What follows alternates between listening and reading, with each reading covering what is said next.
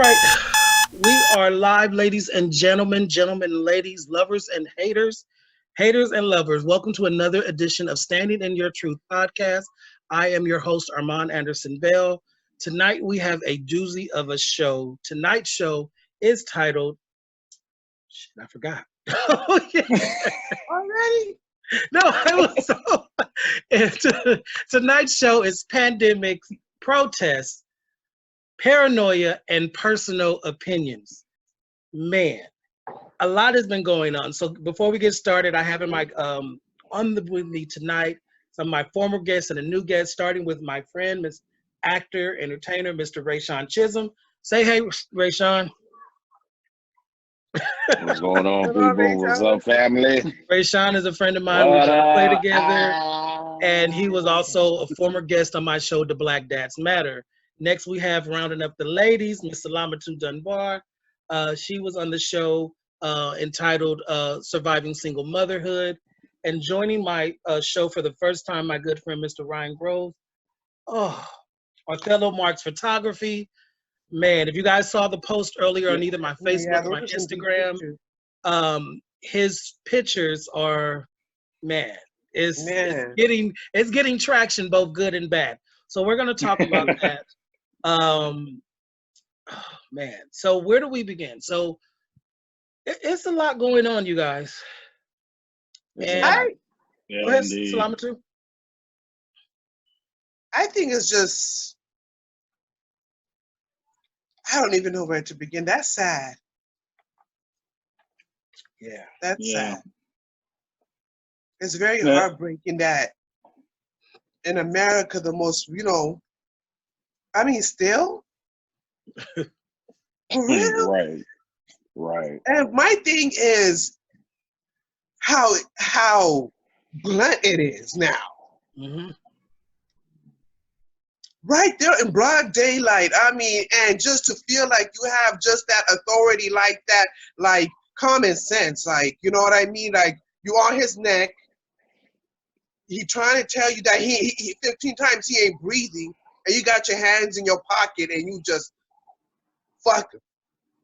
Right. I do want to give a disclaimer. Real, you know what? It's funny because when it happened to Rodney King, I was so young. I didn't understand it. Mm-hmm.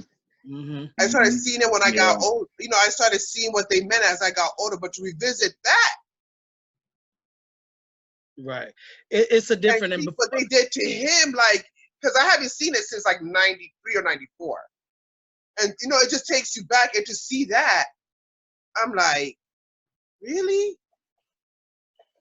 Right. Before we begin, you guys, and engage in our conversation, I do want to give a disclaimer, like I do on all my shows, that this is a show and a platform for people with a variety of opinions. So if someone's opinion is not to your liking, whether they're on the panel, whether they're a viewer, then this isn't the show for you. I want everyone to have a comfortable space where their opinions and their thoughts are not going to be judged, because we're seeing all that's going on.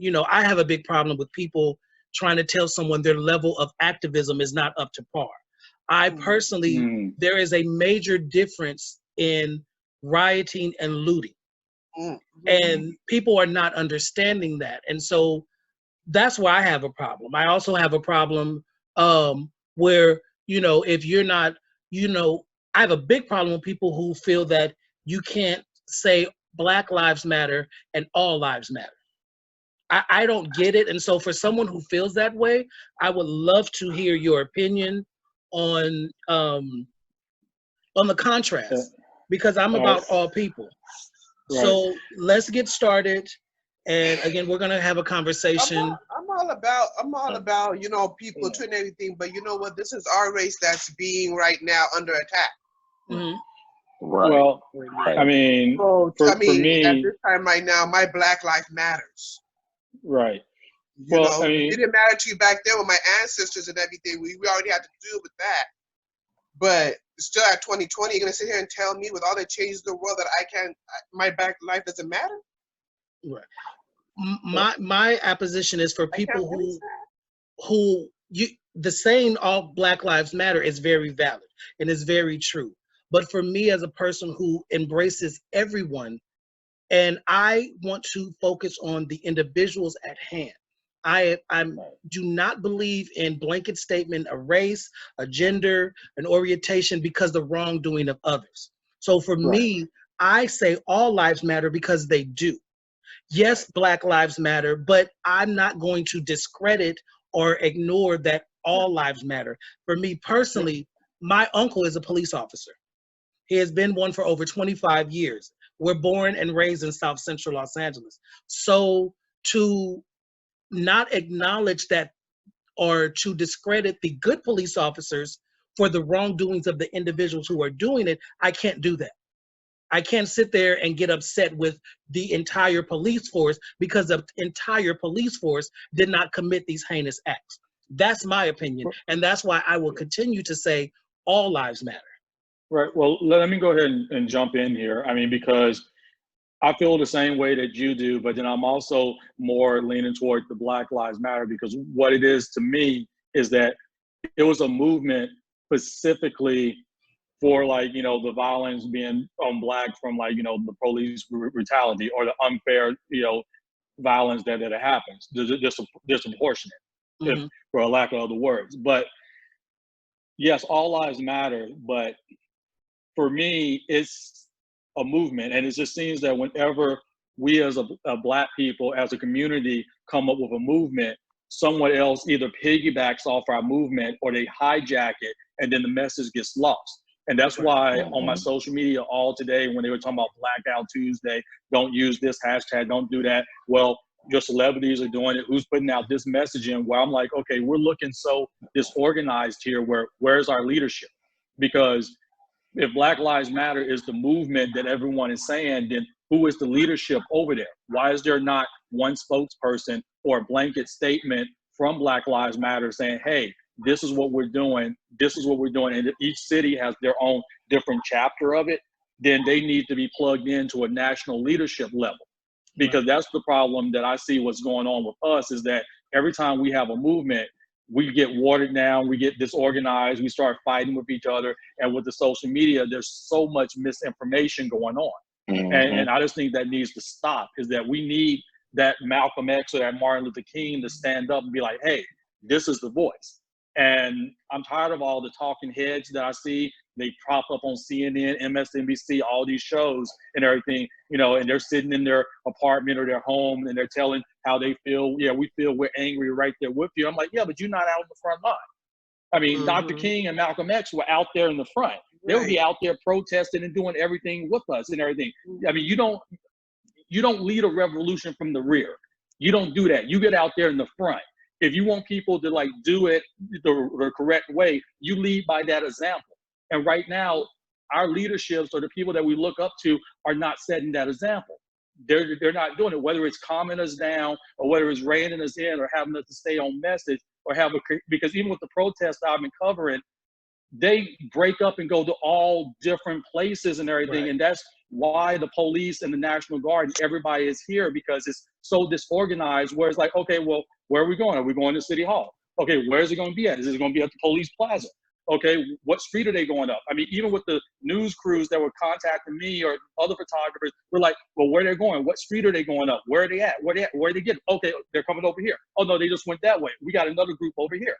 And it's like, okay, what's the message? What's going on? Right. Rayshawn, you want to chime in? I'm sorry. Right. Okay, no. No, you're fine. For me, all lives do matter.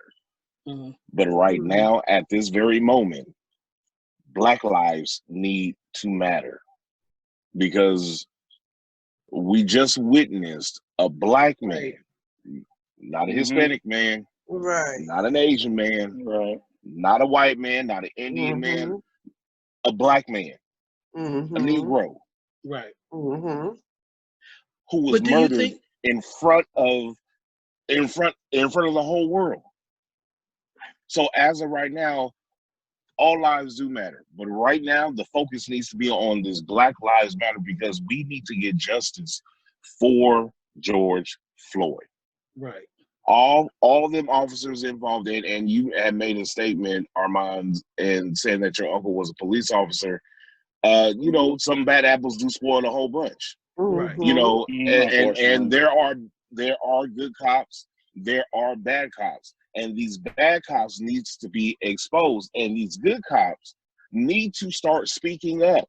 Right. They need to start speaking up and calling a spade a spade. You know, Right. because your silence It's deadly.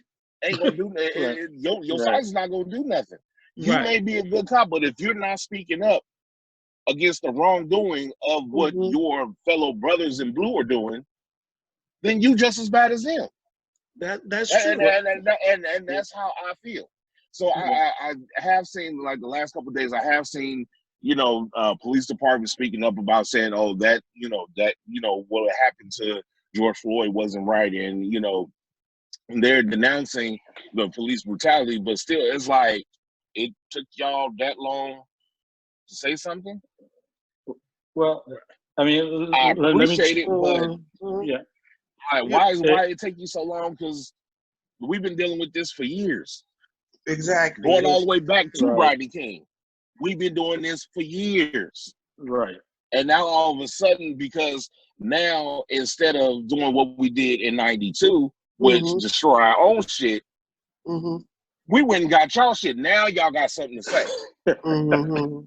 Real quick, I'm multitasking you guys real quick. So I'm multitasking. I'm on the Zoom chat, and I also am on the Facebook Live. And so we have comments. We have my friend Bridget who says, I agree, and us white folks really need to wake the fuck up for what's really has been going on already. That's very true, and she's very accountable. Yes. She's my best friend. Yes. We've been friends for over 10 years. We have Paul Antonio, my good friend, who's a producer over at the Comedy Pop-Up. Hey, Paul. He said, this fight is for Black Lives Matter. It's so important now. I fight for you now, and so I am fight for my people later. Fully support the movement. And I get that. I want to specify when I say all lives matter is that because people have targeted and blanket statement groups of people, and they're not focusing on the people who are doing wrong. Again, my uncle is a sheriff. He has been one for over 20 years. So I would be remiss if I were to have the attitude and think all cops are bad. As an openly gay man who has experienced both racism and homophobia, I cannot say all heterosexuals are bad. I cannot say all white people are bad. My best friends are, and who I get the best support from are heterosexual people who don't look like me. So for me personally, when I say all lives matter, that's what I'm trying to transcend. For me also, as a gay man, I want to be part of Black Lives Matter, but there are people who think because of who I am perceived to go to bed with, I'm not of value. And so we can say all lives, there's that but on the end. So you guys don't see it. As an openly gay man, I've been told this, I've seen it all the time. Just like when we had 9/11, I am not one of those people who jump on the bandwagon. I don't put up, all this stuff. I see and do it accordingly. So 9/11, just say September 10th, before that, I was a nigga, I was a faggot, I was all these things. But then when times of distress come, then we're supposed to be kumbaya. No, it don't work that way. Because and that's what I'm talking about. I've been fighting for the underdog because I am the underdog for more than half my life. So I want to stress that we cannot focus on, or we can't seem to blanket statement and say all police officers are bad, all white people are bad. We need to focus and gather the information for those who do. That's my opinion. That's where, Well, I understand. Look, I understand where everybody is coming from, but for me, I understand where you're coming from with the all lives matter. But for me, I don't. For me, my Black Lives Matter right now. Period. Because I mean, there has been too many deaths under cops and racism towards Black people that for right now, I don't care about it. Black Lives Matter. I understand just by common sense that all lives matter, but right now it's my race that's under attack. Yeah, I want to jump in matters. here I mean, too, you know what because I mean? How scary it is to be right now. I mean, Black still in America, 2020. I mean, I feel whether you're gay or whether you're heterosexual, whether you're straight, you're still Black, and it's in this country. Right. No, we're right now. I mean, all lives right. matter and all that, but right now I feel like, you know what? Right now I feel whenever they say that, they want to be all like, oh, you're not about to add anything for me to think about anything, because right now it's not all races that are under attack. It's It's a black race that's under attack right now, and that's what I think we should have the focus on. Right. Right. I hear you. I mean, look at how many white people died in the hands of police. Because I'll be going for it too. If it was an attack on gay people, I'd be all like, you know, if they're marching gay lives matter, yeah, their lives matter. They're human. Right. I'll fight just for that. I'm not going to dilute it with anything else. No, we're the ones that's being attacked right now. My Black Life Matters. Right. And it's true. Ryan. I wanted to go back to what Rayshawn said. I don't want to hear anything else. Don't come with all that. All lives matter. I ain't trying to hear that. I'm talking about that's how I feel. I'm not even going to water anything down. My Black Lives Matters. That's where I am going to stand. It's a culture with the cops. When you say that they don't speak up, the good cops, and the reason that they don't is because in that culture, that system that they have, is that if you're the cop who speaks up or blows the whistle on your partner for doing something, then you're going to be the one that's not going to get back up in the street. And that's how they treat them, is they ostracize their own. So that's why a lot of them are afraid to speak up, even if they know that something is wrong. And they will go along with it because they don't want to be that one that, like, you know, something happens to on the job. Right. Like evident in that movie, what was it, Black and Blue? Well, that's that movie, but I think the oldest one was the Serpico one with Al Pacino back in the 70s when he played that real life cop that blew the whistle on all the corrupt cops in New York, and they shot him in the face. I mean, he survived, but you know, that's how like they treated him and everything, where it was now him against all of them. But you know, and that's a damn shame. That's a damn shame that you have to. Me right now is that Kaepernick, when he took the kneel, and I feel really honestly, the Black community really did him wrong, and all his friends and his athletes and everything. And this is what he was trying to tell us: the injustice in this country. You know what I mean? And it's not even fair, because you know what killed me was how I saw white people will open carry. Were able to carry their guns and AK, you know, whatever it is, out in the open. So I told myself, now, if I was Black or I was Latino and I walked down the street like that, I would have been got shot at. Oh no! I mean, with the whole, I would have been got shot at. No, with the Ahmaud Arbery. I mean, you know, now see that clip from there's a guy who's the head of one of the Black Panther chapters who went to like that area in Georgia where Ahmaud Arbery got killed. Whooped the Black Panther, and they were armed, walking around with their weapons, and the neighbors did call the cops on them, and the cops stood down and didn't do anything to them because you have the armed, you know, black men. And see, that's what I was talking about back in the 60s and the 70s when the Panthers started, and even with the Nation of Islam, they used to be security for a lot of our protests and a lot of our high-profile Black leaders and activists that spoke out. But then when it was okay to carry back then, kind of hit, we like, you know, when the 90s kind of hit, there was a lot of people in our community that got rid of what they call the angry Black man, or the one that was back to Africa or stand up for your people. We all got pushed to the side. You know, all that music with that Public Enemy and everybody was doing X-Clan, all that stuff got pushed to the side. It was like, oh, no. We got to be nice with, like, you know, a lot of the white people. And now you got celebrities don't want to speak up, or these people talking about, no, I can't hurt my brand.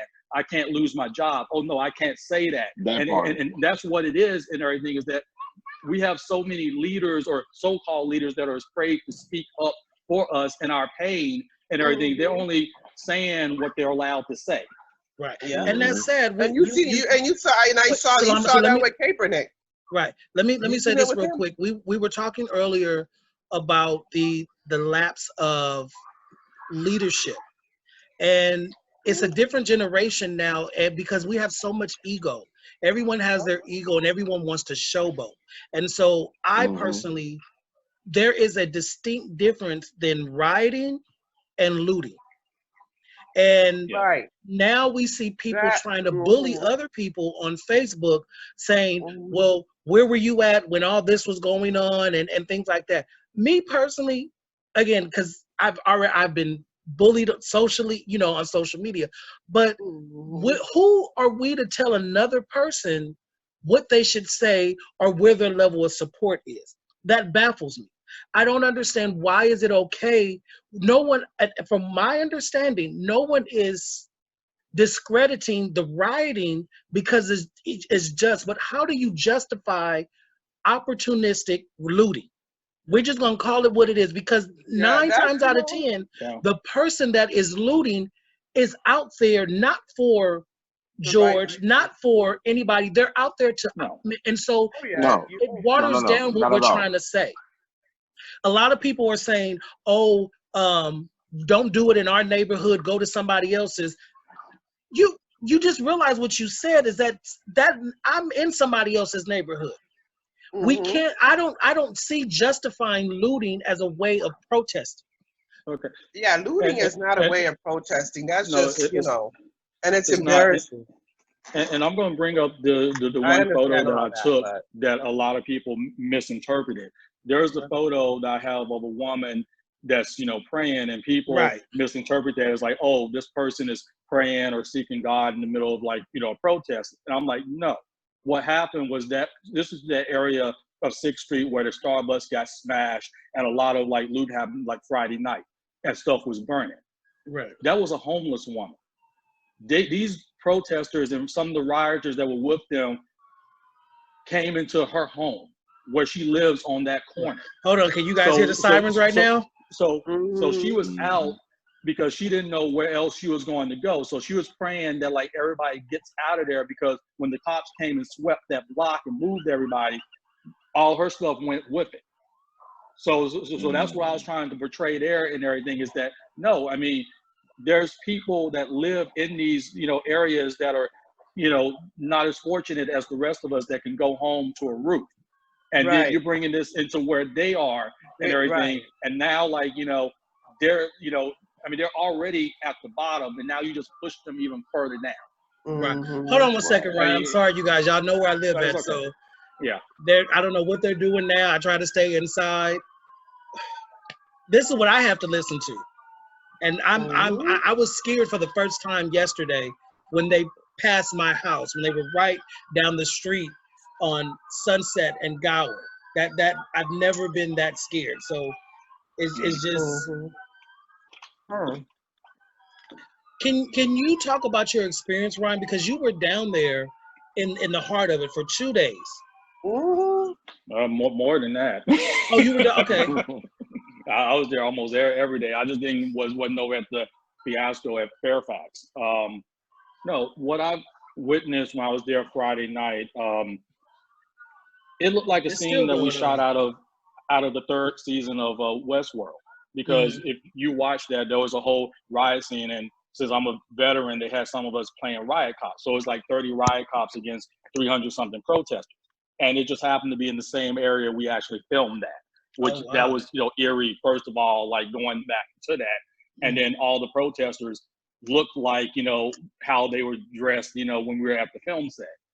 So people were getting shot with, like, first, like, you know, tear gas, and then, you know, they had bean bags, because the picture of that white guy, he got hit with, you know, a bean bag. I don't know what happened before I got there, because that was the aftermath of that. But then what started happening is that the cops started pushing, everybody started running deeper and deeper into downtown. And as they were going, they started vandalizing, they started setting trash cans on fire, throwing stuff in the middle of the street, pushing dumpsters out, you know, just everything. And then one lady was like, well, let's go to City Hall. Let's go to City Hall. And they made her the unofficial leader. So everybody started pushing that way. And as soon as they got to where the Starbucks was, somebody picked up one of those e-scooters and went through the window. And then everybody started doing it. And everybody just stayed there, smashed all the businesses, stopped traffic. A city bus came through. They held it up, and they, like, you know, spray painted, tagged it and everything. A couple of people got into fights. And then the cops, you know, it took the cops about 20 minutes before they responded to that area and pushed everybody back. And then all you could see for the rest of the night was just barn fires, fires, fires, fires. And then I was going to leave, but they shut down all public transportation around there, all the trains. So I had to go back to 7th and Fig, and that's when they were telling me that they broke into that Target and that Zara that was right there. And right when you're going to where the Intercontinental Hotel is, they set an SUV on fire. They just set it on fire. It was still popping, exploding, and then went across the street to get away from it. I was taking, the pictures of it. Then they had burned up some police cars, and then here comes the cops. And then next thing we know, they're clearing the area and shooting everybody with rubber bullets. And of course, since I was leaving, I caught like a souvenir in the butt.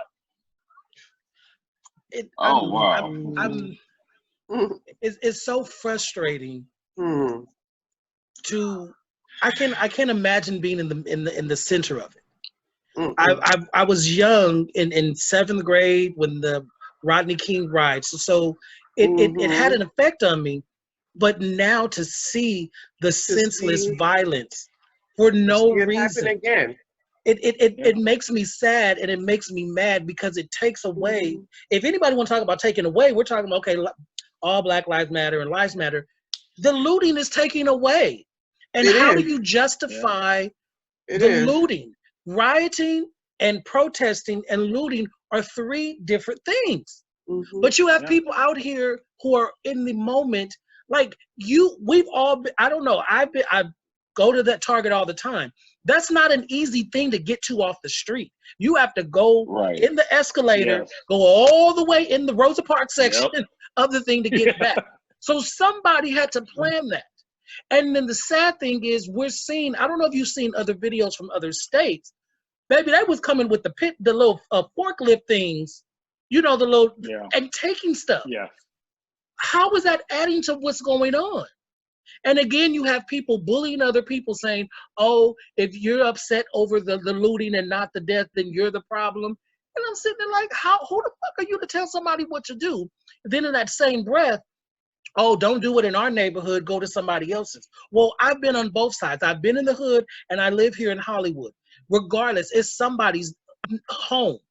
If you're so concerned about the Black Lives That Matter, think about the people who get on the bus 2 hours from South LA and come here to Hollywood to work. You're taking food and money out of their pocket that's not even available now because you want to add to something. That's not the way to do it. So help me understand, why is that acceptable? Well, no, I mean, it's not acceptable. I don't think it's acceptable, but I honestly think like... Salamatu, we're gonna let Ryan go, and then this is gonna be real quick. Because when you look at what happened over in the Fairfax district, there were peaceful protesters there. Because I followed the one protest where they marched up Beverly and went to the 101 and everything. They were just marching, and everything, all peaceful. And all hell was breaking loose over in the Grove area. And what you saw was when the cops were like pushing them in and everything, the people that sat down and obeyed the cops, they were the peaceful protesters. They were the ones who were trying to get the rioters and the looters to stop. And they all ran off and everything. That's why when you see them arresting those people and everything, they're just sitting there like, oh, like, what the hell and everything. They're not trying to back talk, giving any lip or anything. And that right there should show you that these weren't the people that were doing it. Right. You need to go and chase after the ones that were running away from that, because they're the ones that you need to get and identify, because it makes it harder for the ones who are there with the message to get it out, because you're standing in the front line with somebody nose to nose with some cops or whatever and everything, and you're trying to argue or trying to do holding your sign or whatever and everything, then somebody comes up from behind you and throws a brick at that cop, but you're the one who takes the rubber bullet in the face or the tear gas. That person doesn't. But you were there being peaceful. Right. Salamatu? No, I just think like, for like I understand they're looting and stuff like that, and that's terribly wrong, but honestly, what are we teaching our young youth? Right. We want you want your country and our businesses to be respected, but every time you turn around, it's a school shooting. Every time you turn around, it's a cop of the racist thing. So what are we honestly teaching our young youth? And then we expect them to respect their country or respect people's things when we don't even respect people's lives. Right. How are we gonna get mad at? I don't give a fuck about the materialistic shit. Right. I mean, what do you guys expect though? If they're seeing in live daylight, you know what I mean, a white man, because of hate, kill somebody because of the color of their skin. every Now action. we're gonna say, oh, looting. I mean, what do you expect though? Because you know, in some countries you can't even chew gum, and it's respected by their citizens. I mean, but I mean, a country where you have freedom of speech, you have everything pretty much handed to you. A lot of countries, a lot of people in other countries want to be here. You know what I mean? But what are we teaching our youth though?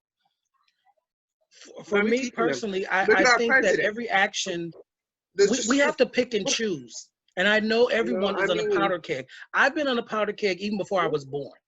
If I were to react to everyone that discriminated against me, that said something hateful to me, I could justify my actions, but reality is going to set in and realize, bitch, you can't do that. I've been on many a set where somebody said something slick at the lips, or I've been profiled or things like that. I can justifiably say if I were to retaliate, then it will be justifiable. But then reality sets in and says, you will go to jail, or you are doing exactly what they want you to do. And as they say, act your color. So we have to come up with a better solution, because for me, I'm still saying the looting does not make any sense. The rioting, I understand. The protesting, yes. But the people who are looting are not the people who are trying to deliver a message. Their message is of individuality. Two separate groups. Yeah, right. those are two separate groups. And most of the time that I've seen videos of people looting, it ain't even us. Right. I'm just saying, it ain't even us. Because now I believe it has come a time to where it's like, enough is enough. Like, we just want to live. My whole thing is, we really don't care if you don't like us. Right. But just respect me as a human and let me live. You know, because, and the funny thing is, like when I go through social media, I see a lot of videos of how other countries handle so-called criminals. Mm-hmm. And most of the time, it's all non-lethal stuff. What is it? China. Mm-hmm. The police officers don't even have guns. They don't even have guns. And then they don't have guns, and they're able to subdue the so-called criminals by other means. And it seemed like this is the only country that I've seen to where police officers get their guns upgraded damn near every damn year. Right. Second Amendment. Mm-hmm. And I totally get that. And I have nothing against the Second Amendment right. No, I'm not saying that way about it. I'm saying that those countries that you mentioned and everything, it is almost nearly impossible for an ordinary citizen to get a gun. That's why you hear about a lot of knife attacks or club attacks, because they have no access to a gun. And maybe it's about time the U.S. start following suit, like something. They've been handed to us. They've been manufactured for you to get a gun. Right. They makes it so easy and accessible to. It's a common thing, and it's not the way. We have to think of better ways. We have to do it. And whether you've been protesting and marching today, or you've been doing it for 20 years ago, again, no one has the right to tell you your level of involvement. That's what and that's what I'm not understanding on this social media bullying thing, is if you don't put your profile picture. I don't get that. Who are you, an individual? We've become so egotistical that I can tell you something. I can't tell you the way to think, but I want you to listen to me. Again, you have to agree to disagree. There are 1,001 ways to make a cake.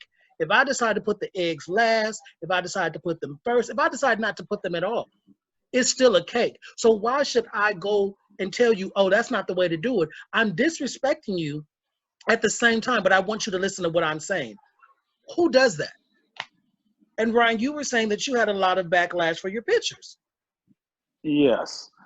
There's a few people that don't even follow me or anything of that nature, where they would come on and try to tag other people in the comments talking about, stuff like, oh, well, you're showing us in a bad light or this, that, and the other. I said, no, I'm here to document.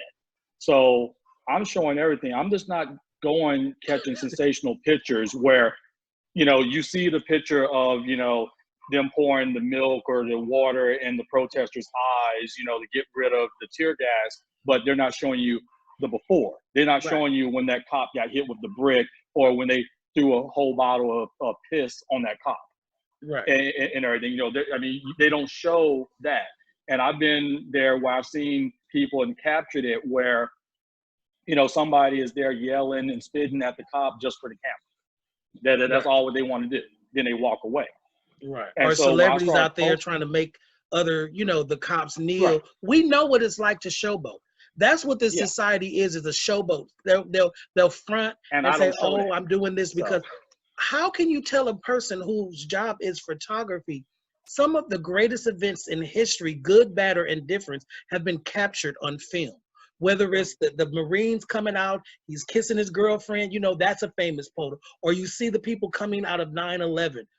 I don't understand why would they think that it was okay to tell you what you were doing was wrong, because they didn't agree. If you don't like it, bitch, get off the page. But we become so egotistical that we there's a lot of stage photos out there too. I've witnessed that and taken pictures of people doing stage photos, you know, just so they can have something to put on their social media or for the gram. And I'm like, okay, that's not what this is about. I mean, you don't need to be out here protesting and everything because I mean, I'll just put it this way. I'll put it this way, period. If any of us that are sitting here and anybody that's watching, if you're going out to protest any of this stuff, whether you're protesting, you're going to be a rioter or you're going to be a looter, any of those categories, here is the bottom line. You are and will probably get arrested. So if you're afraid of the police or afraid of getting arrested, you shouldn't be out there. And that's just like plain and simple and everything. I mean, you may not get arrested. They may let you go or whatever the case is, but that's, you know, something that you have to think in the back of your mind. Right. If, you know, you're going out to like, you know, do this, you could possibly get hurt. You could possibly get hit with rubber bullets, all of this stuff. And there is a equal chance that you may die, which is why I think a lot of the celebrities and our so-called leaders that like, you know, do their little chats or their talking heads are afraid of, because everybody knows what happened to Dr. Martin Luther King and also to Malcolm X. Right. And a lot of people are just not like that. I mean, I see people with the Mandela book in their background while they're talking and everything. I'm like, oh yeah, you know, you couldn't do one day in prison. He did half his life. Right. And still I ain't gonna lie, that ain't my ministry, honey. I'm not going to jail. I mean, there you go. That's what I'm saying. It ain't for me. Your script. Right. You know, I'm too pretty. Shit. You know, it's like, don't fake the funk. Right. I ain't going out there. I ain't going out there riding and looting. I'm too damn big to be running from some damn cop shit. I'll be the first to be. I'll be the first to be trampled over. Shit. I gotta go to work, so I can't. We have to be honest with ourselves. On the nice neighborhoods. Right. They need to just let me know when they like looted like a Burlington or something, because I can't fit shit past that. I'm right. It's like Zara, like half them folks did. I don't know if you guys seen I think it was another state. There was actually a news reporter sitting there playing gunshots off of his phone. And when they fronted him, he acted like he didn't know what was going on. He was literally playing the sound effect of gunshots that was in the crowd. And this is a reporter. And he so happened to be a colonizer, you know. But, you know, okay. And I'm sitting there like, they like to stir up shit. Y'all also seen the undercover police officer that was going in there, hitting up the stores and with the little club and stuff, and they confronted him then. So the news is not showing those things. We all know what it takes. We know how many of us have seen the fight and be like, oh, she said this about you. That's stirring the pot. We all know how to stir the pot. So they have been stirring the pot to make us and show us in another light. We all know we hit that bitch in the titties. Oh, there it go. Well, not just that. The clip that also showed they showed of the cops that were on horseback where they trampled that one protester. I was like, yeah, and those were unfortunately, you know, other people, you know, and everything, because black people know not to go anywhere near a horse. You know, I mean, that's an animal. That is an animal. If it's animals bigger than me, which is very not. It's not too many animals as big as me. So if I see something that's as big as me, bitch, I'm moving my ass out the way. I'm not stupid, Right, and that nor am I part. crazy. Yeah, That sure. part. You know, just I mean, common sense. Have some kind of common sense. So we've had all these conversations. My thing now is, what can we individually do, and what can we collectively do in the next phase of this? Because we're also not forgetting about now. Everybody don't forgot about the corona. They sitting out there with masks off, and you know, and I'm just sitting there like, I knew it was some bullshit, because I don't know about you, but was these we supposed to masks have our mask on during the meeting? They doing this meeting here, baby. If you can pass Rona. If you can pass Rona through this TV screen, baby, you need to pass me some money too, baby. Because I don't know about you, but anybody that knows fabrics knows that, hey, if you got Rona shit, a little mask is not gonna help. If your poop can pass through your cakes and your undergarments and to your pants, and you can smell it, baby, this little flimsy ass little mask is not gonna help. So we got to be real and be like, oh, it's okay. So you play the game because you know it's full of shit. It's also a scare tactic. You know, I personally want to refer back. When it first hit, it was very fearful because you had all these people. We all know what fear does. Oh yeah. When you're in fear, you lash out. So it's like all of a sudden all this is going on. All the news is not telling you all the people who are surviving or what it really is, because we still don't know what the fuck Miss Rona is. We have an idea. We know it's an upper respiratory. So why would the need for the mask, and I'm not no doctor, I don't claim to be one, but from my understanding, the mask is keeping something, if you already have it, from coming out, not from coming in.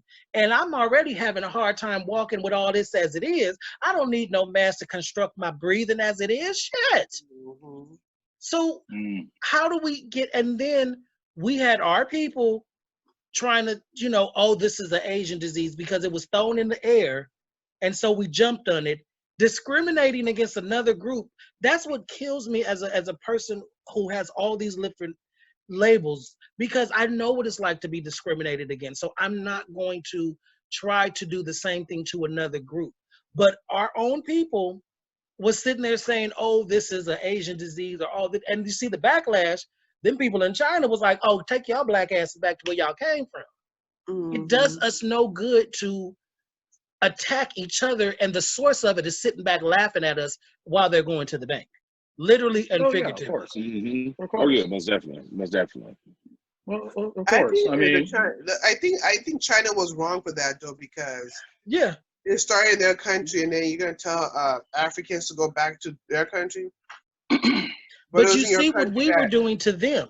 We were discriminating. And my thing is, if you just take some time to understand, there are different nationalities of Asia. So you were discriminating against, you know, it could be a person from Taiwanese, and you, oh, they're Asian, they Japan, that, you know, we don't think beyond what is given to us. We're not taking the time to understand that there's more to life than what's being told to us. So how do we change that narrative? I mean, we can start by, yeah. Like you say, like, you know, agree. We need to open a line, I think, of communication, how to communicate with each other. Right. But we're not willing to do that because we have so much ego going on. Our egos are so big that I'm right, and I'm telling you that you're wrong, but I want you to acknowledge that I'm right. Yeah, there you go. That's the problem. That's little kid shit. Little kids do that shit. Right. It's accepting people's opinion. It's like, you know, okay, if I don't like meat and you're a vegetarian, I don't want you to tell me the reason why being a vegetarian is a good thing and eating meat is a bad thing. Right. Okay, you know what I mean? I'll hear what you gotta say. I'll agree with some of it, and I will disagree with some of it, and go about our ways. But see, no, that's the thing. This country. No. Drill it into your head. You have to be like me because I'm right. Exactly. This country is built off of somebody coming from somewhere else and telling people what to do. See, that's the problem. We're so used to, if we don't have that division, then we need something to feel, oh, I'm better than. You have people who are more, there are more addictions than just drugs and alcohol. But you have the drug dealer, the drunk saying, oh, well, at least I don't do drugs. The drugs, you know, and it's that division that will keep us against each other, not realizing that we're all one and the same. This country was not ours. How do you come from another country and come into this country with racist behavior? I don't get that. You had the opportunity. This country was built off people coming from Europe, not liking what was going on over there, and decided, oh, I'm going to tell y'all what to do. They gave us a religion that's not ours, that we flock to, that we bet our lives on, but we want to pick and choose what's in that Bible. I, as a same-sex attracted man, have a major problem with that, but that's on another show. Right. But no, I'm going to say this because I'm about to, are you still there? Yeah, I'm here. Okay, it froze for a minute. Oh, okay. I'm gonna drop the N-bomb in the chat and everything. I'm not gonna say it. I'm just gonna say the N, you know, and everything. But what, nepotism? Yeah, that too. But no, I mean, when Corona hit, I mean, because one of my friends, you know, he told me, and he might be watching now and everything, but he said that it was told to him when the 2016 election happened and everything, and the backlash right after that and everything, it was like, oh, America just had its end moment. And I was like, no, not yet, not yet. Because us as Black people, we kind of sat back and we let everybody else do their thing and everything, do their Me Too and all these other movements and all that other stuff and everything. Then all of a sudden, when this pandemic, the Corona hit, everybody's unemployed. Everybody got to go home. People still waiting on their money. People haven't been paid by unemployment, you know, since March, since this thing started.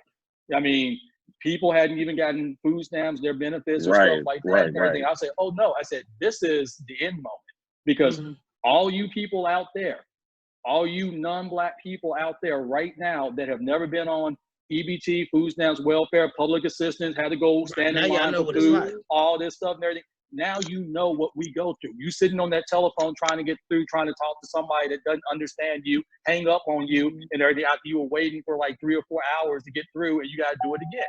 That's what we go through. Right.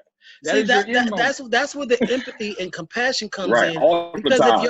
if you're 24/7, 365, then when something new happens, like I already had a morning routine where I do my little gratitude journal and things like that. So this really didn't throw me too much, because it's like, okay, what else is new? We've been through a lot of stuff.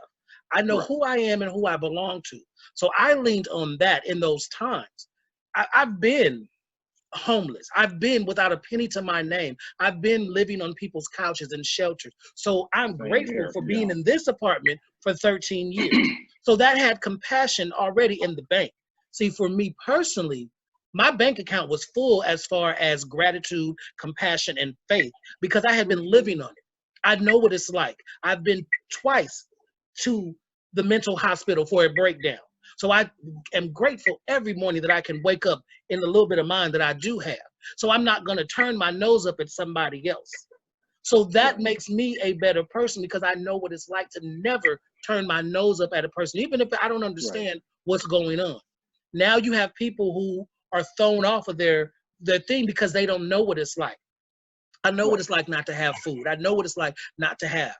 I just know that I'm grateful. So now, again, that's where if you have compassion and you have empathy and you have a caring heart, then stuff like this, there's nothing you can do. Sometimes you have to really sit back and pick your battles and wait for the wave to come, because I've been through much worse. In my 41 years on this planet, I've been through so much worse. Rayshawn, where are you at?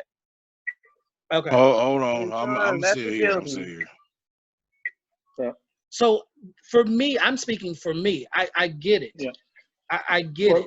You know. Well, no, no, that's what I'm saying is that what we're talking about now is feeling what's going on. Because see, that's kind of what the divide we were talking about at the beginning, where when we're talking about the whole Black Lives Matter and all lives matter, is that there's a lot of people out there that are for Black Lives Matter, saying they're for, because they feel that that's the only way they can be recognized, is to attach themselves onto our movement, even if they do want to stand with us and feel for us. But they're also going through that other stuff, and this is allowing them to let out their frustration, where they can't go out there and be like, hey, I'm unemployed and everything, and this is like you, this is you, or this is you doing this and everything. But they see us with what we're doing and everything, that we're willing to go out and protest. So they're going to go out and they're going to like, you know, latch on and do it too. Where it's kind of like, that's the other side of the bad coin. Transference. Right. That's the other side of the bad coin. Again, you have the opportunities. You got people sitting out there, we need haircuts, and yet Flint still ain't got no water. You know what I'm saying? Again, you have to pick your battle. So I get why it feels like it's being watered down. But again, for me, again, when 9/11 happened, I'm sitting there like, and if you've done your research, if you know history, people of color were the first ones up. We're always in the front line of anything. But again, on September 10th, we were niggas, we were faggots, we were all these things. And then here come 9/11. Oh, let's stick to America. First of all, America need to stop playing Captain Save-A-Ho. That's our fucking problem as it is. Because we sit there, anytime another country gets into war, we want to stick our asses and noses in it. Well, let me not say we. The powers that be do, and then they want us to come and clean up all the mess. They threw the carrot at us saying, oh, if you sign up for the reserve, if you're going to get all this money to get, and many of us did that to get out of the hood, which was already predetermined that we weren't going to make it. So let's talk about that. Let's talk about the Tuskegee. Well, I can never say that word. Tuskegee. Right. Miss Evans boys. Let's talk about that.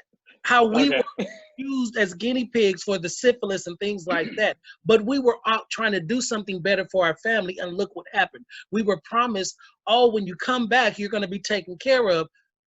I know vets who don't got shit.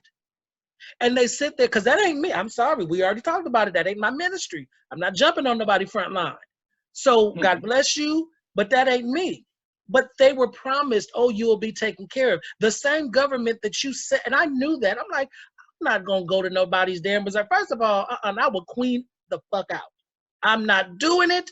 I'm not going to fight for nobody that don't want to fight for me. I'm sorry. I applaud those people who have served the country, because not because they want to, but because they feel that they have to. And that's okay. Again, that ain't me, but I'm not going to disrespect nobody. Right.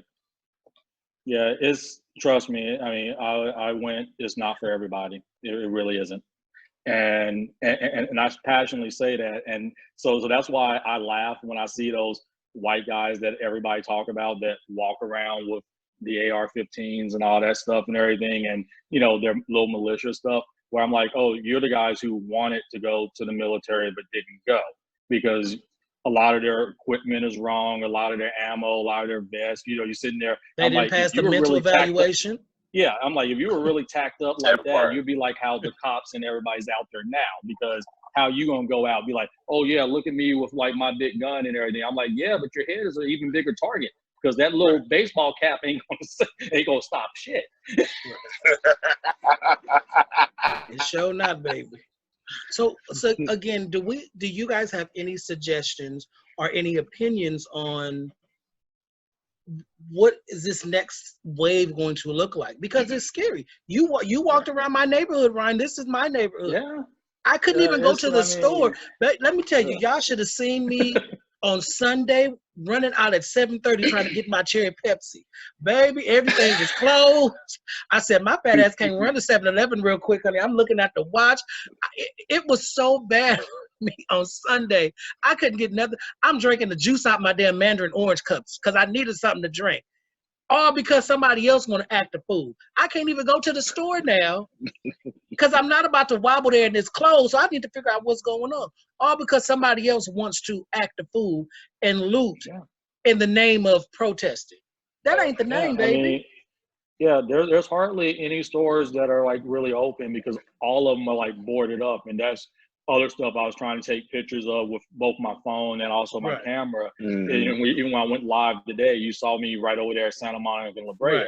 Which all is my neighborhood. Is, you know, boarded, closed up and everything. The only thing that was open was the routes, but you have to enter through the parking garage, I think, to get in, because the whole front is all boarded up, because all the business, the Target up there, boarded up, closed. Because, and you saw the line of sheriff's deputies and National Guard behind them. And, you know, if I had looked down the street, you would see all the cars straight line down Santa Monica. You know, no. So Yeah, and while you were over there, there was another group that, again, everything is dispersed. Everything is not fully organized. And so again, you got more. I'm sorry, I got the police. I'm looking out the window now. Where do we go from here? Because I was watching. I don't watch the news. I think it's nice to see that people are still peacefully protesting, because we are living in the year 2010 and we have 2020 and we have children. Mm-hmm. So I think the peaceful protesting, hopefully people saw what happened. Black people are tired of it. And to see everybody coming together, I think we should continue doing that and hope for the best and just stand on what we believe in. Like, it's time now. It's time to have the talk. It's time for things to change in this country. Even hearing you guys talk about what, we've been through, we never get recognized for anything. Right. Down to people who fought for us, down to the airmen, down to the Black inventors, down to everything. And we still are being targeted. We're still a target. After all the marvelous things Black people have done and the things we have contributed to make this country run, we're still afraid for our lives. Right. We still got to talk to our children, even if they're mixed. Right. And right. That's we're at the where point still that we can't, it's real. I mean, for me, I just can't, I don't understand. Like, so hopefully now, people are recognizing, now that everything is being filmed, now hopefully there'll be repercussions for dirty cops. Because I think that's exactly what happened. You know what I mean? They're afraid to speak up, but now hopefully this will, open a line of communication. Right. And then what else needs to? And then what else needs to happen is time for us as people of color to start hating ourselves in Rayshawn, say it again government because you were affairs. breaking up. Not only to get out and vote. Mm-hmm. Okay, can you hear me now? Yeah.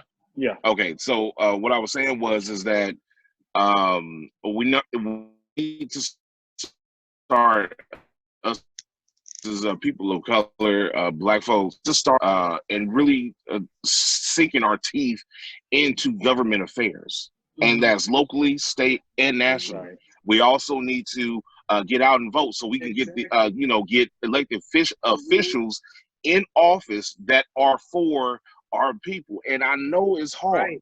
I know it's hard because a lot of these politicians out here, man, a lot of these politicians are just as dirty as the damn cops. Oh yeah. They sit there and tell you one thing, and then once they get in office, they do something completely different. Right. So what we need to do, we need to start getting people who want to be for the people and get them in office. Right. Get people of color in office so we can have a voice for in those times when they are behind closed doors having those meetings, and say somebody who really is for their people and be like, oh, this and right. Well, and to build on what Rayshawn is saying, you still cutting in and out. You giving us a robot right now. Yeah. Well, just to build on what he's saying is that when we look for Black leaders or elected officials, we can't go by the ones who say, oh, well, I'm the most educated, I'm Harvard educated, I have this degree or that degree. I'm like, okay, well, that's great and everything, but how militant are you? And when I say how militant, I'm not talking about, are you going to dress up, like the Black Panthers from like the 60s and the 70s? No, what I mean is, are you going to stand up when the rest of your peers are telling you to sit down? Right. That's what I'm talking about. Because see, all the politics and all those offices are corrupt. Every single politician that gets elected, even though they say they're going to do good, they may have the good intentions and want to do that, but they're going to occupy an office that has been there years before them and is already corrupt. The office is. So there's already spoil systems, because I can get elected to an office, go in and be like, oh, I'm gonna do this, this, and that. And then they tell me first day of the job, oh yeah, you can't do that, because if you do this, that's going to affect this, and all these people over here are going to get laid off and not going to have any work, and you got to go and pay this man his bribe over here, because if you don't, then this over here is going to happen. And then as soon as I give into that, then what happens is that now I'm all of a sudden corrupted, and they have stuff on me and everything, and I can't do what I want to do originally. Right. We and also y'all have call to me a sellout. We also have to take ownership in knowing how, for us here in California, how Sacramento runs, because you can have an elected official, they're not at their Monday through Friday, they're in Sacramento. And what they do is they go to these meetings, they go to meetings all day long. If my name is on a bill, I'm not even gonna look at the bill. I'm gonna say, oh, Ryan is in my crew, so I'm just gonna vote for the bill. Then on Saturday and Sunday, that's when I come to my home office. So we have to know, take a trip to Sacramento is free. I've been lobbying since I was 15. I know what it's like. I know what this office does and what this does. And so it means a lot. A lot of times we have to be that only whatever in that room. There are many a times where I've been the only Black, the only gay, the only person fighting for HIV when I'm HIV negative, the only person who is fighting for mental health rights, not only as a consumer, but as a practitioner. I went from being a consumer of mental health to being a practitioner, where I went and worked in mental health. And I shook things up, because I'm sitting here looking at this book, and they're telling me, oh, I'm like, wait a minute, I need these services. You're not gonna talk to me like this. So how can we get around that? So I took an active participation in the things that affected me. How do we get, and I've been doing this again since I was in junior high. I've done these shows and trying to build the bridge between gay men and heterosexual, knowing that I'm not liked. That to me, that makes me want to do it more.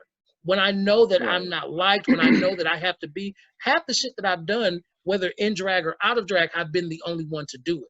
We have to get off of our pot and say, let me be that person. And if it don't work, it don't work. But we'll never know it doesn't work until we tried it. I never would have thought that I'd be an actor. And we try, right. Never would have thought that I'd be able to do this show or not. We have these platforms. And again, if you're seeing something that's not for you, then you make your own. I love going into an audition where I'm the only person of size of this, and it makes me feel better. Yeah, go ahead, Ryan. It just popped into my head of what we all can do is that everybody that's on here and that's watching, what we all can do is we can start lobbying, because that put the idea in my head, because there are all these laws that are still on the books that are outdated. What they're called blue laws, down south, Jim Crow laws, they're all there and they're outdated. And they just say, oh, well, nobody's ever used that law. I said, yeah, nobody's going to use it until they use it, which we just saw the other night with the 1807 Insurrection Act and everything. And Congress knows good and well that any of those laws, they could have removed them. Any of the state legislators can remove these blue laws. I mean, because if it's outdated, they just have to take a vote and take it off the books. Because as long as those laws stay on the books, they can enact them anytime they want to, and they could be right. You know, it's hard for us to fight them, because they're like, well, it's on the book, so it must be a law. So, I mean, that's what I think that we need to do too, is because if we remove a lot of those laws that are there, then that's going to start to change a lot of stuff too, because now there's nothing that they can go to and run behind when they get in trouble. I mean, like what we're talking about with the police and their brutality and trying to hold them accountable and everything, there are some laws, because every single police department in this country, county, city, or state are different. They have different governing rules. They have different practices. Some sheriffs are elected, some are appointed, you know, or some commissioner runs it. Sometimes it's the chief of D's. I mean, there's all different levels of how every department is run. So there's no unified really department on that. And see, that's another reform that they're going to have to do, is that if I go from this state to the next state, the law enforcement office or whatever should be the same or at least similar, but it's not. Rayshawn, you have something to say? No. Sorry. Right. And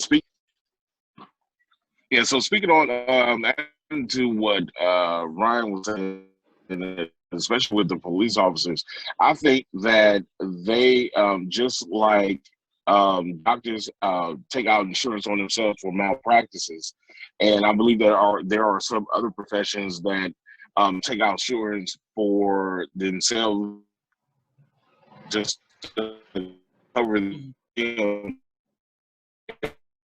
something happens in their insurance, hazard insurance. And if they decide that they want to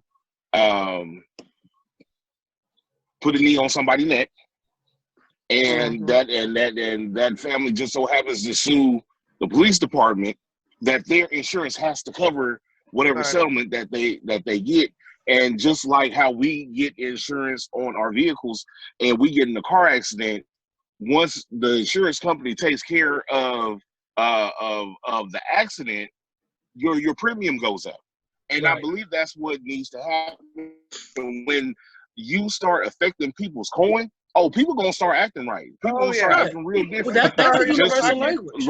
Just like with the riot and the looting. Okay, I have the news on right now, and they just talking about Los Angeles. Is that protesters and police are facing off? Wait, hold on. You was breaking up. Hold on. I can't hear you guys. There we go. Yeah. What happened? Okay. No, it was, Ryan was saying something, and you were. We couldn't hear you, Rayshawn. I'm sorry. No, I said it looks like I don't know if the protesters are doing a sit-in and the cops are getting ready to arrest them, but a lot of them are sitting with their hands up or their hands on their head in the neighborhood, and the line of cops is there in front of them. So they're having like a face-off. So I don't know if they're about to arrest all of them right now, because I think they're still in front of the mayor's house. Right. What you were saying, Rayshawn, I like that idea. I think we should take that same, as far as the insurance goes, and it's also an accountability. Because yeah, exactly. When you're in a business, you have the limited, LLCs. So if we all know, as artists, as entertainers, you have a non-disclosure agreement. That's going to start making people act right if they are accountable for knowing, okay, I can't go in here fucking up shit because the police not going to save me. That's going to come out of my pocket. So maybe they should think about doing something on that level where each person is accountable. When you go to a job, they give you a uniform, you get 1 or 2. If you mess it up, that's on you. I think the same thing, because we're seeing it happen too often, and they're doing it because they know they can get away with it. If there was something that where they're not involved, we know the parent that we can go to if we do something, the one that's going to tell us, oh, it's okay, versus the one that's going to beat our ass. Exactly. So we need to have that in place in this police station. I would like for them to enforce that fake 911 call and start charging like a $5,000 fine for every fake call. Because we've seen that. We've seen that woman in New York. Jail time and everything. Yeah. Did you guys see that woman in New York with the dog, choking the shit out that dog, trying to... Right, exactly. There was no accountability for that. No accountability. But she did it because, and like, we joke about it, and we've joked about it. I joke about it all the time, saying, I'm a white woman. But these people are really doing it. The Karens, and they do it because they know they can get away with it. Yeah. Again, I don't, my on-site list of whooping people ass is a mile long. But I know I can't whoop everybody ass that has done me wrong, because there's accountability to it. I can justify whooping this person ass, slapping the shit out of this person, but I can't do it because I know that I have to be accountable. I've been on set. You've been on set, Ryan. You've been on set, Rayshawn, where they want us to act our color. And in that 1 second, our careers could be over. So we have to be cautious and think. I've been thinking for other people even before I was born, as a black man who was born in the hood, as somebody who was told you're not going to graduate high school, anything outside of what you're supposed to do. We have to stop doing that to ourselves and allowing ourselves to think outside this box, or as they say, outside of our place. As long as we're doing what they want us to do, we'll never exceed, we'll never excel. Well, see, that's another thing too, is that I think that some of the information from from IAB or the own police's internal. What is that acronym, Ryan? I think it's God, what is it? Well, I forget what it actually stands for, but it's basically their oversight that the cops do, where there's like the cops that are supposed to police the other cops. where what happens is that when an officer involved shooting happens, that officer has to stay on site and they have to take his gun. Right. Yeah, internal affairs. Yeah, Right, so, yeah, so internal affairs. Yeah, so they have to take his gun. And because they're accountable for every bullet that is in that gun and where it went. Mm-hmm. So they got to go and investigate the scene. Not just the detectives, but these people do. So they got to see if it was a good shoot or not. And that all officer is mandatory without a gun, is supposed to get remanded to desk duty, and they're on a slippery slope, because if they think that like it's, you know, anything's off about it and everything at all, he or she is not going to be back out on the street at all, because they don't have their gun anymore until they're finished with their review and investigation. Sometimes it takes maybe a day. Sometimes it takes sometimes as long as a month for them to investigate what can happen. So I think a lot of those findings with those officers need to be made public so that people will know. Like this officer that did that to George Floyd, he had 12 of those incidents. Right. And he kept doing them. This is just the time that he got caught. All the other times, again, people are doing shit because they know they're not going to get caught. I don't know about you, but I saw the first autopsy report was trying to say it was his health issues.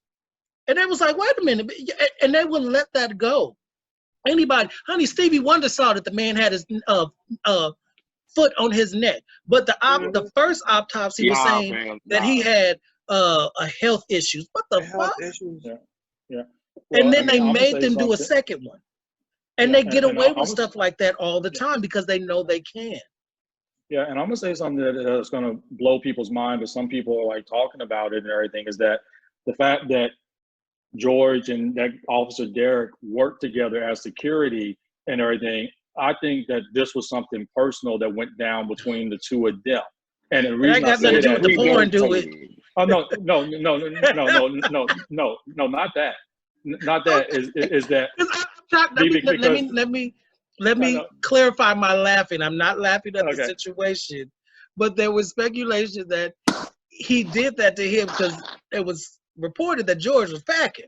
So they were saying that the white officer that killed him, you know, but I'm not laughing at the situation. So no. What I was saying is because the procedure for that, what a lot of like friends that I know who are law enforcement or security people and everything and stuff, the first group of officers arrived, they had him, brought him out of the car, had him in handcuffs, sat him down and everything, and they could have went ahead and arrested him and detained him, but they had to wait until he got there. So this was some personal issue because other cops have done this, where if they have an issue, they're like, when you see so-and-so, I want them, you know, where it's an issue, not with this situation, but let's say that you happen to be the person that's dating like said cop's ex-wife or daughter or whatever and everything, you get in trouble. Then he's like, yeah, whenever you see, oh, it's so-and-so, hold them there for me.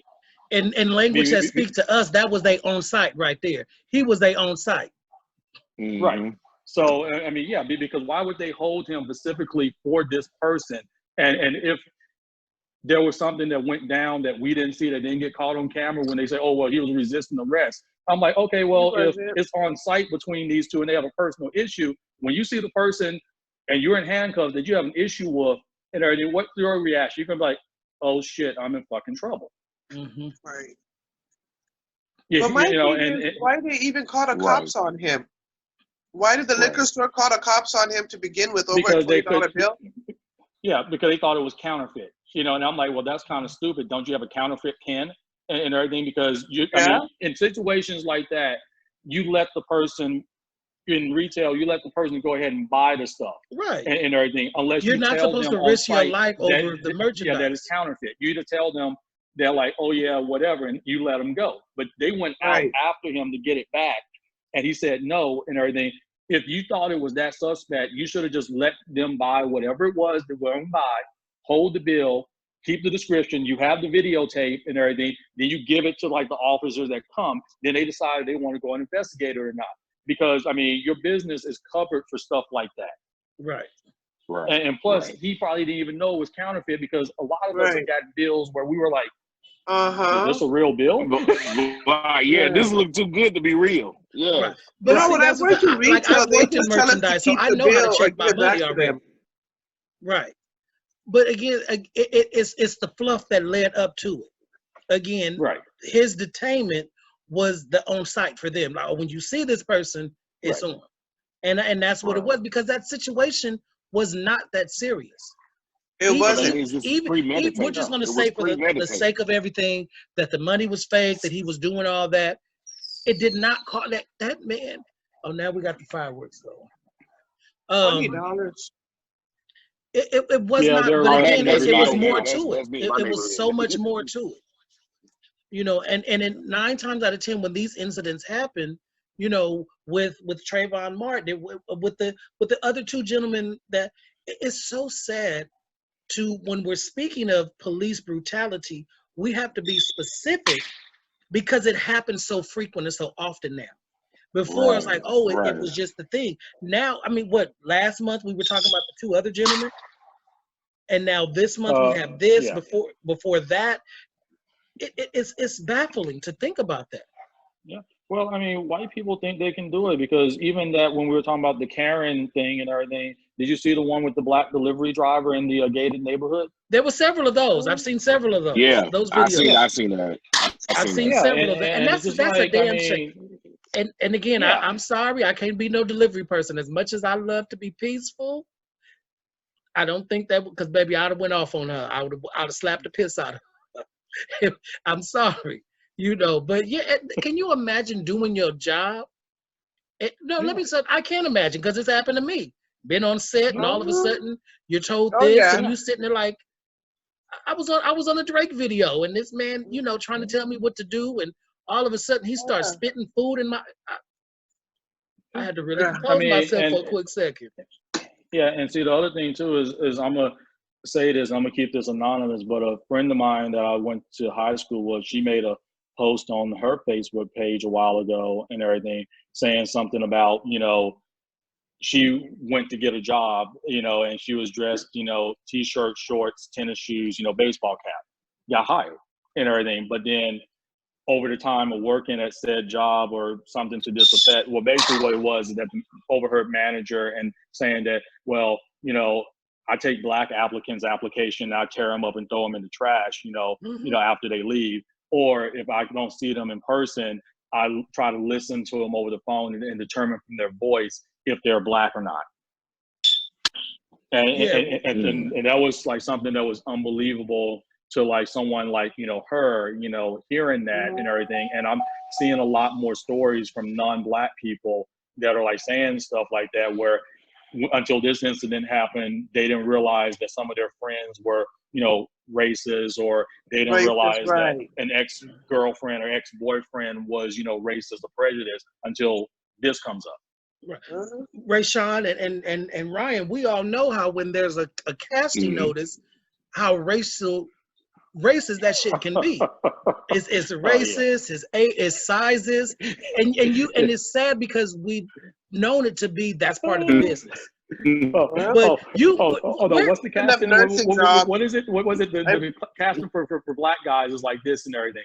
It's like, okay, we need like a black guy, age whatever to whatever, and everybody shows up. You know, for white guys, okay, we need a white guy with this build is all broken down and structured. For us, it's just like, you know, African American. Ryan, weren't we on the Ray-Ban shoot together? Didn't we do? You that's what we meant. Yeah. So we were on this shoot. I remember the audition. I literally they were looking for thugs. I played a thug on Operation Repo. I was in this Ray-Ban, but they literally recreated the Eminem rap battle scene. And I remember going to the auditions like, how do I thug it up?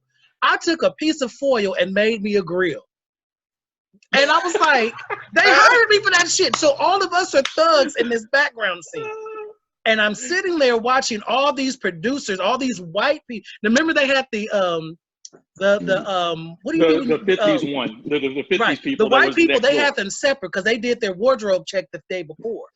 All these white and I'm sitting there trying to be straight. I'm keeping to myself, trying to be cool. All these gay European directors, and they was loving all the chocolate on the set. But of course, me, I'm trying to be, you know, just cool. And I'm sitting there like, can I queen out too? Shit. But yeah, I got hired for that thug role by I made a piece of foil and made me a grill. oh, we love it. It's fabulous, fabulous. And I'm sitting there like, yeah. Oh no. You know what my shit. audition was? Because they had me and this other dude audition. They said, we want y'all to do like how NWA, how they did the gangbangers back in the 90s and everything. So we're sitting there doing this, grabbing the crotch and everything. And we're sitting there like, they just say, keep going. And me and the dude looking at this like, well, how much crotch grabbing they want us to do? It was so funny. They literally recreated the Eminem rap battle scene. We in this damn warehouse that stank like I don't know what. Oh my God, it was no, that wasn't the warehouse. That was a club where they do a lot of what is that called? It was a swingers club. I knew something had to be because That's why I wasn't touching anything. If you notice, that's why I wasn't touching or sitting on anything. And you had all of us sitting there. They told us our wardrobe again. I made a grill out of a piece of foil, and they loved it. And I was like, I worked hard to be an actor, and here I am getting hired to do niggatry. I'm like, no.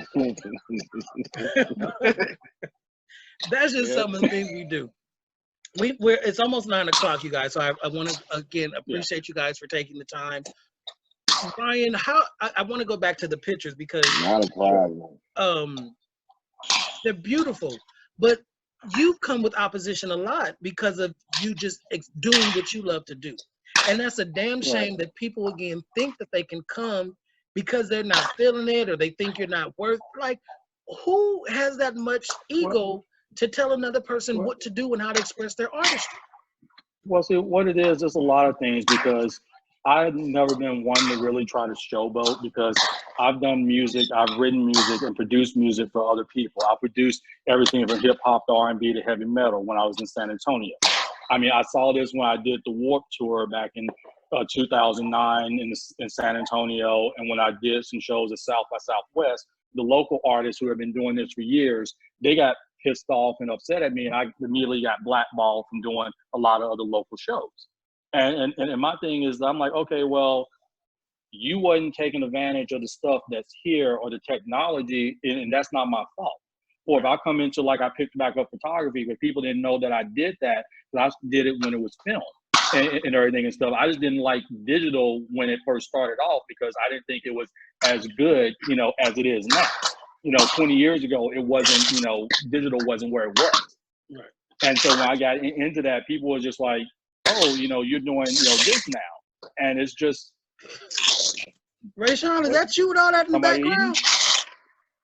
It's like I Iraq over here. Hold on, I'm like, what's going on? but it's a lot of that stuff. Or even growing up with my mom being a radio DJ, that's how I got into like music and stuff. And I've always loved the acting. I've always been a writer, and I draw too because I used to do comic books. So I just have always been in art. But also, I did track, volleyball. And, I happened to be like honor roll, honor scholar, all of that stuff. So it wasn't just a couple of things that I was good at. I did whatever I was applying myself to. Right. And that's just caused a lot of friction and jealousy amongst my own color. And then especially when I got around like other, people that didn't look like me. And it's just translated over to social media because where I was feeling about social media is that it's like being in high school again. Because everybody's trying to bully you, trying to be the popular clique and everything. I mean, but what really pepped me up with the pictures when I first started posting them, when I started doing the protests, because I was doing editorial and fashion, and that wasn't, I mean, it was doing okay. But these pictures from the photojournalist stuff from the protests just started trending that actually Smooth B from Nice and Smooth actually hit me up. And he reposted some of my stuff and some of the videos, from it and everything. Even on one of my posts that I posted a while back, while I was breaking down, talking about the depression, the self-hate, everything that was going on. I just had made a long post about that. And he, commented on it and everything. And what he just said just, made me just, lift up and everything. I'm like, wait a minute, this is one of my hip hop peers that I looked up to back in the 90s. And here it is. He's commenting on my page, and you know what I mean. It's just like you never know who's watching you out there on the social media. So that's why I say don't be afraid to be yourself. Exactly. Don't put on an act, because a lot of people will see through that act, and you will never get anywhere, or you get as far as that act will take you. But you need to be genuine and be yourself, because then that way, you know, they can't hold anything over you and just be like, oh, well, we always knew you were, you know, this. And I know with Armand, what you were talking about, you know, being like a, you know, a black male, but also you know, you're gay as well and everything. I mean, I hate that. Just on Tuesdays. Because just on Tuesdays. Well, no, I mean, but no, because I have, like, you know, family members and friends, you know, that are, that I grew up with, that are, you know, in the same position, and I know from seeing their stuff with them, you know, what that's like and everything, where, you know, and this is going to probably piss off, like, you know, the alphabet community, as Dave Chappelle said and everything, but they want you to go and, like, march with them and fight for them and all their causes and everything. But when it comes to something that you need and everything, they just sit down. They don't show up. They just, you know, like, oh no, we don't need that. And it's been more what I've seen with how they treat a lot of the transgender, because there's a lot of African American people that are transgender. Right. And they've been getting murdered, they've been getting killed, and I haven't heard the LGBTQT speak up anything about them. I mean, you know, because I mean, they get murdered left and right, abused, and no one's, you know, speaking up or taking on their behalf. And I'm just sitting there like, wait a minute, but they're part of your community. So, you know, if that was like a gay, you know, man, or if that was a lesbian, y'all would be all over the news, up in arms, talking about we need a bill and all this stuff and everything. Right. So what kind of happened there? I'm going to say it works two ways, because the reason why I constantly want to say all lives matter is whenever we say Black lives matter, us as Black gay men, as transgenders and things like that, we're excluded, but we're expected to go to the table. And so there is no on and off switch with us. Right. A lot of times people, LGBT people of color have a duality. There is no, oh, in this setting, I'm this. So, but we're just like, if anybody knows the Harlem Renaissance, for one of my thesis paper, I did a connection of the contributions of the LGBT community to the Harlem Renaissance. Because if it wasn't for those LGBT people of color, then it would not exist. A lot of people also don't know that Martin Luther King Jr.'s right-hand man was an openly gay Black man, Bayard Rustin, but he sat in the background to not I didn't know that. Focus. Yeah, okay. You didn't know about Bayard Rustin? Oh man, we gotta talk. I didn't. Okay. Yeah, his you know, so we live in a duality, and we're not, when we say all lives matter, and let me say when I say that, I want because people don't acknowledge the contributions that we're doing unless we're doing somebody's hair, unless we're doing somebody's makeup, anything that's stereotypical. So we're not allowed to be part of the group unless it benefits other people. The minute that we're of no use, and it's the same thing. I've done a show in the past that parallels racism and homophobia. Because as a Black person, you're telling people of a non-sexual orientation that you don't know that your life does not matter, doing the same thing that whites have done to us of color. So I'm not going to separate the two, because in any given moment, those are who I am. Rayshawn, you've known me. Brian, you've known me. I don't let my orientation, I talk about it and I joke about it, but I've become to a point in my life as a professional where that's not all of who I am. Right. The other accountability has to come into place where I know that's not all of who I am, because I do know, just like every stereotype, there is some of us out there who want to make it all of who we are. Just like we want to act and be. And I told myself when I started, I'm not going to do niggatry and I'm not going to do faggotry. And in my head, I know what that means. I was doing niggatry for that you know, Ray-Ban thing, but I've also done, you know, things like that. But I have to respect myself as an individual above all of my orientation, my color, because again, I know what it's like. And at any given moment, I've been discriminated for my age, my race, my size, all those things. But as you guys all know, I've worked out all those kinks to be proud of who I am. And in the effort of me doing that, hopefully somebody else who does not look like me can see the same thing.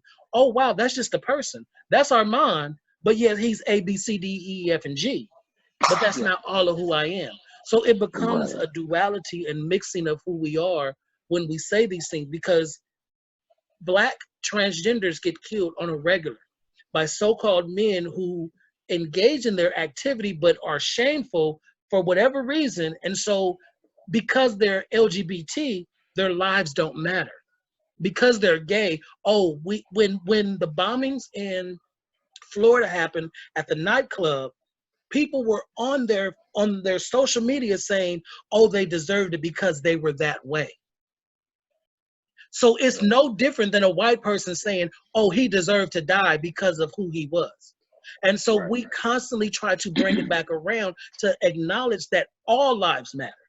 That's my plight when I say all lives matter. That's just for me. But I believe that in America, it doesn't even matter if you're gay or anything, you're still Black. No, it's separated. I separated. think you just being, it doesn't even matter to ask questions later. I really don't think, like, I think whether you're gay or whether you're straight or anything, the problem is right now is that you're Black.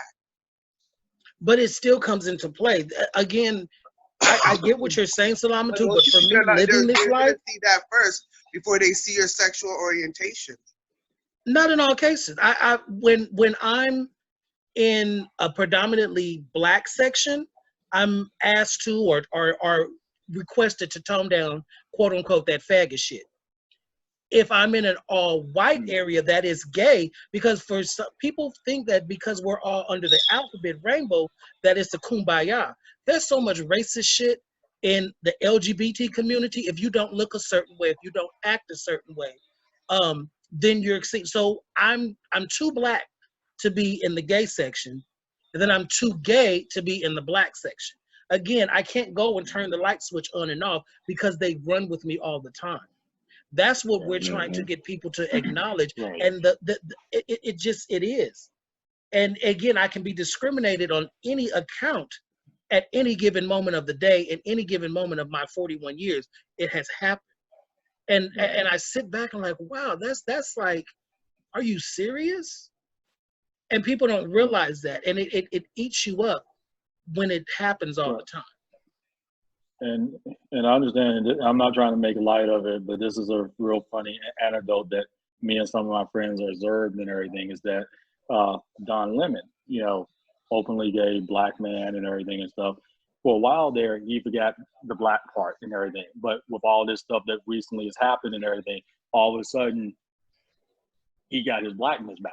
You know, where he was saying stuff where it was like, wait a minute, did you just remember you were Black? All of a sudden, Don? You know, yeah, because you're dealing with the hat of who you are, because again, other people make us feel that we have to pick and choose. That was me. That was outside over here. Okay.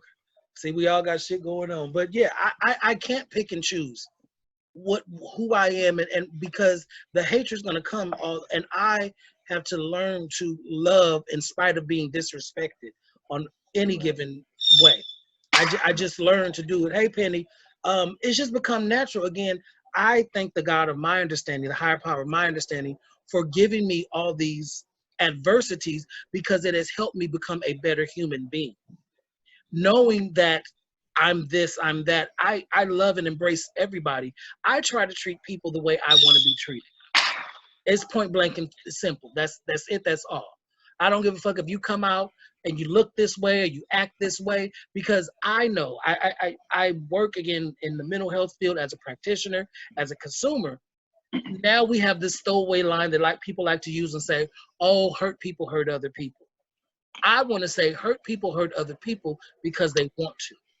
Because if you've been hurt in any shape, form, or fashion, whether it's discriminated for your race, your language, your learning disability, why would you want to inflict that on somebody else? But we have this need to want to be better than, again, you have the drug addict saying, well, at least I'm not using alcohol. Or the alcoholic saying, well, at least I'm not a pill popper. And then you have all these subgroups. Each group is trying to make themselves feel better and bigger about themselves, instead of just embracing all of who we are and loving that, and knowing that we all need love and that we all deserve love and to live life however we see fit. Right. And on another note, all those people just got arrested. They got them all like zip tied and everything now. Yeah, they were in front of I guess the mayor's house and everything. Yeah, they're arresting all of them. They got them tied up and taking them out. We live in a state of convenience. It's not equal. If it had been the other way around, not at all. You know, we see how this president was acting during Obama's 4-year term. Mm-hmm. And for the slightest thing, they wanted him. I feel that all this, I knew, I don't know about y'all, but I knew like, they was sitting, they was just waiting for shit to happen. They was on, you know, I don't know about y'all, but I've seen American Horror Story, and that election year, that's just shit. That's exactly what's happening right now.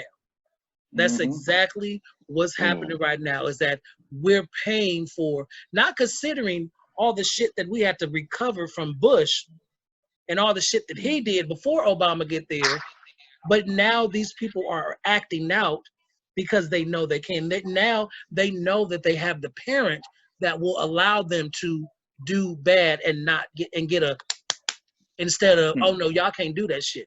You see, even during his election, the protest, how do y'all sit and do shit like that at a protest? I mean, not a protest, but their speeches, when they were out having those speeches and their rallies. In the rallies, right. All them folks sitting there, but if that had been Obama, it'd have been a different story. Right, but and see, now this country is playing catch up. Yeah, no, I didn't interject, but see, I blame a lot of that, not just on like the white people. I blame some of that on us, because there's a lot of black celebrities that have been hanging out with Trump, that have been at his wedding, at all of his stuff and everything. And I'm sitting there when Snoop Dogg and some of these people come out, no, the man's a racist, the man's this. All these people come out and said it. I'm like, okay, you wasn't saying that 20 years ago. I mean, you wasn't saying that when you were on his yacht and all, you know, I mean, it's everything is like, if you knew this stuff about this man, we needed to know this before he even got the nomination. Right. We needed this, like when he announced he was, this is what we needed to know. But they also, oh no, it's just a joke. He never gonna whatever and everything. Yeah, the joke was on us. Oh, you talking about Nene Leakes? Cause I got Trump checks. Baby, he probably wouldn't look at her and spit on her if she was on fire. But she was forever talking about them Trump checks. Oh no! When they were telling me about like what those two black ladies, Diamond and whatever and everything. Oh, at first, no. At first, when I saw them, I was thinking about, you know, from that rap group, you know, Diamond and them from that rap group from Atlanta and everything. I was like, no, it can't be them. And then when I saw like who they were talking about, I was like, no. Yeah. Them look like the older ladies from BAPS. That's what them hoes look like. Them hoes, they look like an older version of BAPS. That's just what it is. And all that money they was getting, they still didn't get their hair fixed. What's wrong with you hoes? See, you can say that. Right. You can say it and get away with that. I can't say that. You know, oh, well, yeah, there's a lot of things I can say. My social media be on fire if I say that. Right. What's the other real titties, Rayshawn? What we talking about the last time? Oh, dude, nah, man, nah. I'm not gonna go here, but you know, we gonna talk about vegan. That's a trigger. Huh? No. Yeah. The faux titties. Right. It's not real. It's not real. It's the fake. Thank you guys. We're gonna wrap it up. It is. I want to thank you guys again. Let's start with Miss Salamatu, because you have a business, my dear. I need to come. Oh yeah, I do. You know, I just started. Right. So tell everyone where they can find you, what you're doing. I just sell. I have a braiding lounge, and I sell hair supplies and braiding hair. So if anybody's interested, look me up. House of Gashi _1981. And I can mail you. She's showing you the bundles in the back. That's what she's doing. She moved that camera there for a reason. And I'm sitting in my swivel chair. She got the bonding glue. She got the weave spread in the back. What is it? To be free. Yes. If I was still in drag, honey, I'd definitely hit you up long time ago. Got a little bit of everything. You know, y'all black girls live for that glue and that Yeah, yellow you know, I container, got baby. tired actually. You know. Thank you, Cinnamon, for his crime mob. That's what I was thinking about. Oh yeah. I Oh, you just looked at talking the about chat. them hoes? Yeah, no. Yeah, I just Them, look at the chat. they look like the older version of Babs. They look like the older version of Babs. Oh man. And if the funny thing about Babs, y'all don't know, I'm old school. Babs to me wasn't nothing but the female version of Disorderly. I'm sorry. I like Babs. I love Babs too. But the movie, the treatment for Babs wasn't nothing but the female version of Disorderlies. Y'all remember Disorderlies? Yes, With the Fat Boys. Yeah, Fat That Boys, was my yes. movie. I remember that.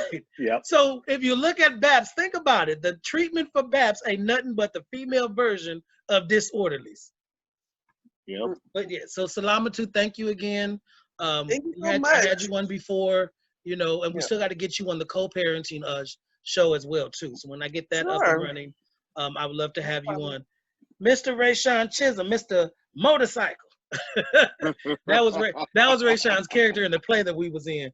What you got going on in your neck of the woods, sir? Oh man, nothing right now. You know, we still on lockdown, so you know, ain't nothing too popping. If y'all want to follow me, Instagram CRAYC3 Crazy3.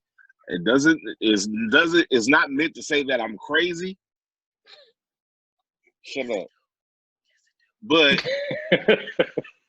it's just my initials. I said shut up. I'll tell them. Dang, don't hold on.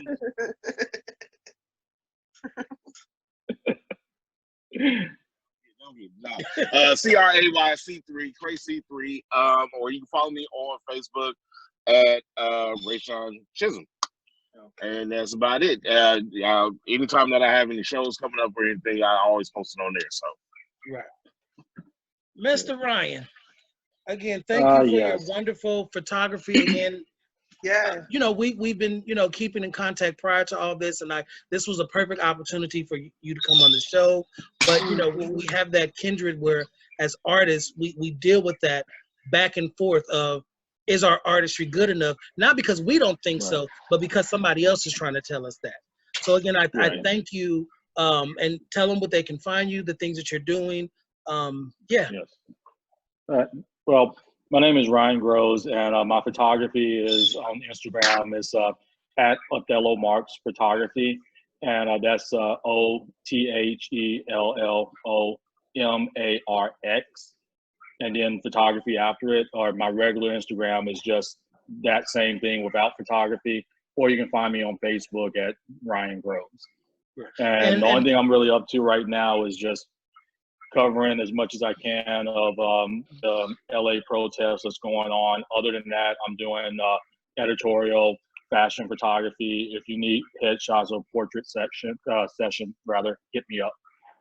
Right. And I I'm gonna have to most definitely hit you up. I need some new headshots. So yeah, okay. I can't shut up, Armand. I was gonna say something, but you know I'm gonna keep it. But I shut your nasty ass up. Keep it clean. I put Ryan's pictures on my post announcing this, so they're both on Facebook as well as Instagram. They are copywritten, so you can't go steal them. You know, I wanted to make sure, you know, that he had that before we even talked. You know, I'm in the business. I'm like, Ryan, make sure that they're copywritten. But you already knew these things. But I'm trying to, you know, fellow artist to artist. I'm like, wait a minute now. Gotcha. Wow. You know, but again, thank you. They are beyond beautiful. I thank you. Yes. You've been in my neighborhood more than I have. Shit. I was so scared. So I thank you for that, because I sure wasn't going to that Target. Hell to the no. So I'm sitting there looking at your video like, and then you was like, oh, I passed by your house. I was like, well, wave to a bitch at least, you know, something. But you know, thank you so very much, because that ain't my ministry. They started up Gower, so yeah. Yeah, because that ain't my ministry, baby. I sit there, I do a podcast, I put on a show, I fly a kite, but I'm not getting out there, because the minute they get to running, baby, you ain't got to do nothing. You move too fast. My big ass is in the eye. I'm sorry. So I stay ready, so I ain't got to get ready. Hello, somebody. There you go. All right, you guys. Thank you, guys. Let's see. I know we have people on the line real quick, because my battery's at 17 real quick. So if anyone has any questions for any of our panelists or myself, now is the time. If not, we're going to call it a wrap, baby. So I know we have Cinnamon still in the room. We have Bridget. Does any one of your followers have any questions that are on, you know, asked us real quick? But other than that, let's see, we'll give it a minute. This has been entertaining. It's been enlightening. Again, I thank you guys for taking the time out to do this. I love being able to do this because I get to work with my friends and my associates. It don't get no better than that, you know. You know, this is really fun. And again, I want to provide a platform for people to have a voice. I'm not one of them people that, oh, it has to look this way. Because again, I know what it's like to be discriminated against. So, you know, and if you guys notice, this past Friday, I did my first Zoom talent showcase. I was really happy with that. You know, it was something that we don't have. And so I was like, I want to make sure that we got people voices out there, opportunities. So I believe it's enough for everybody. You know, we all have to come to that point as an adult, as an entertainer, and being solidified in our artistry and knowing it's enough for everybody. Because what Ryan is out there doing, I sure the fuck ain't doing.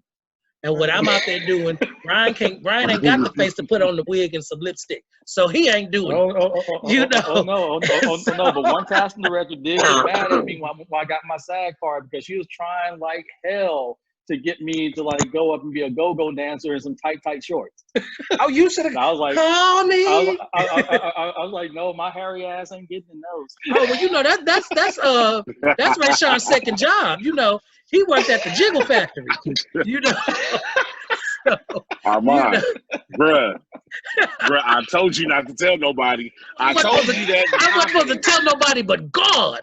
But if y'all just so happen to come to the Jiggle Room, I dance under the name Tracy. It stands for Chunky Chocolate Chip. And I usually have a kiddie pool full of cookie dough that I dance in, and I put the cookie dough all over my body and whatnot. Right. And you know, my stripper name is Cajun Sparkle. That's the big girl stripper name. You know, my other name is Tittylicious. You know. So. All right, you guys, we've had a wonderful night. Again, I thank you so very much. Let's keep in contact. Let's support one another. You know, put your information on the page, and everyone stay blessed, stay positive as best you can. You know, let's do this thing. We're gonna get over it. We just got to put in the work. Oh yeah, most definitely, most definitely. We shall overcome. Yeah. And until then, cheers. Cheers. And I'm gonna give you one old Martin. Hey. Hey. All right, you guys. Until next time, y'all. Until next time. Yeah. Good night. Bye. All right.